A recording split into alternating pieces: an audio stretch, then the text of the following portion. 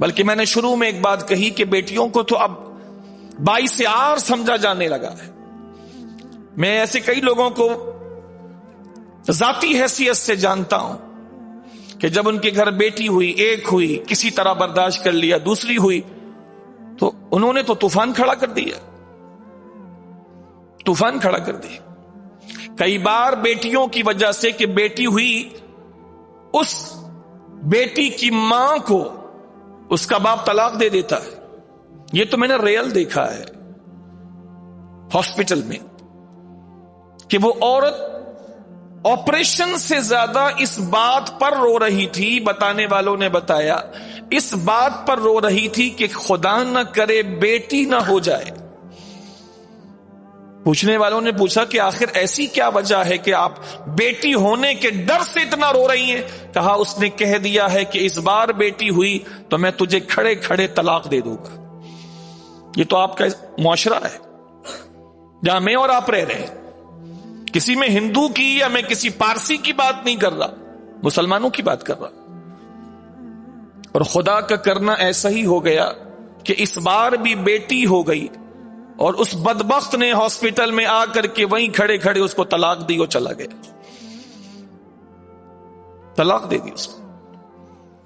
ایک آزمائش وہ کہ بچی کی ولادت ہوئی، اور ایک آزمائش یہ کہ ولادت کے ساتھ ہی اس کو طلاق کا داغ بھی اس پر لگا دیا گیا.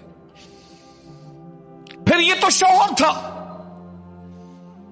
جو سسر، جس کو باپ کا کردار ادا کرنا چاہیے، وہ ساس جس کو ماں کا کردار ادا کرنا چاہیے، وہ تک کوستے ہیں بیٹی ہونے پر، وہ تک باتیں سناتے ہیں بیٹیاں ہونے پر. حالانکہ بیٹا دیتا ہے اللہ، بیٹی دیتا ہے اللہ. دونوں کسی کو دے تو دیتا ہے اللہ، اور کسی کو کچھ نہ دے تو روکتا ہے اللہ. اس میں کس کا عمل دخل ہے کہ بیٹی ہو کہ بیٹا ہو؟ ایسی کون سی مشینری بنا دی گئی جس میں مطلب کہ بچے پیدا کیے جا سکتے ہوں کہ چاہیے بیٹی تو بیٹی ہو، چاہیے بیٹا تو بیٹا ہو؟ یہ تو اللہ کی فیصلے، یہ تو اللہ کی مرضی ہے. جس کو چاہے بیٹیاں دے، جس کو چاہے بیٹے دے. اس نے اپنے محبوب کو 3 بیٹے دیے، تینوں واپس لے لیے.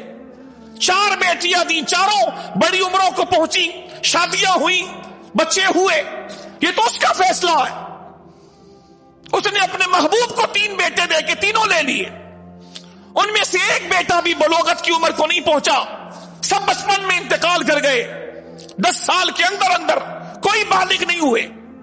4 بیٹیاں دی، چاروں بڑی ہوئی. تو حضور تو کبھی اس چیز پر کوئی کیفیت تو حضور کی نہیں بنی ناراضگی والی. وہ تو خوش ہوتے تھے بیٹیوں پر، وہ تو دوسروں کی بیٹیوں پر خوش ہوتے تھے، وہ تو بیٹیوں کے حقوق بیان فرمایا کرتے تھے، وہ تو دوسروں کی بیٹیوں کے لیے تلقین فرمایا کرتے تھے اچھا سلوک کرو.